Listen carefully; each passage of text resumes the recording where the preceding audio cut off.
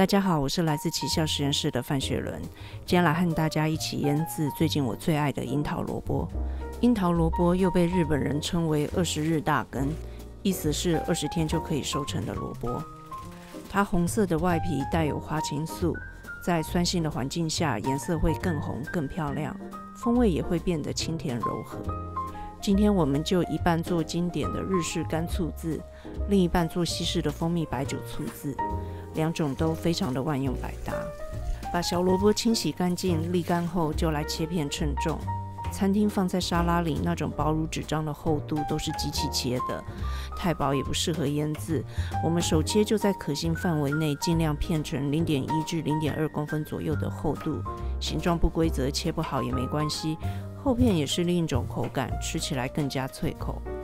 處理好的蘿蔔約355公克，做醋漬沒有用鹽殺青，蔬菜還是脆的，不能擠壓，會比較佔空間。我準備了2個473ml 的梅森罐，剛好平均裝成2罐。首先做白酒醋的醃製，白酒醋是使用白葡萄酒釀造製成的，搭配蜂蜜做甜味來源，建議的使用比例是3:1。如果你手邊有芫荽籽的話，可以放入1小匙；沒有的話，就可以和我一樣用檸檬皮與黑胡椒粒替代，可以為漬物帶來清爽的果香。因為醋漬後櫻桃蘿蔔會釋出水分，醃製液的用量介在蘿蔔高度的1/2至2/3間就可以了。你不用擔心酒醋放多了會浪費，這個醃製液可以做沙拉淋醬使用，和橄欖油搭配非常美味。就這樣，連火都不用開，我們就把第一種配方完成了。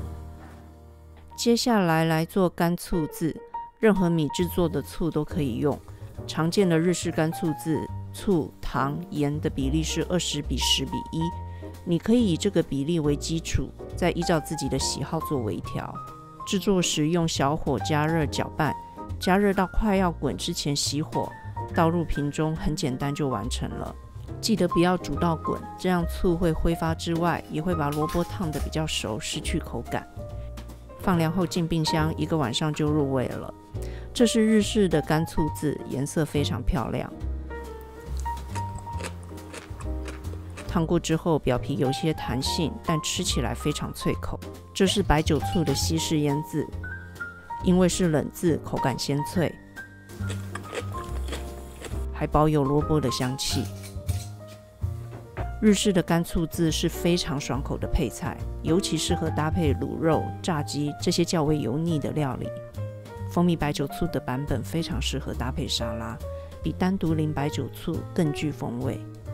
因為這2種醃製法，讓原本不敢吃櫻桃蘿蔔的小孩都能喜歡上這個充滿花青素的超級食物。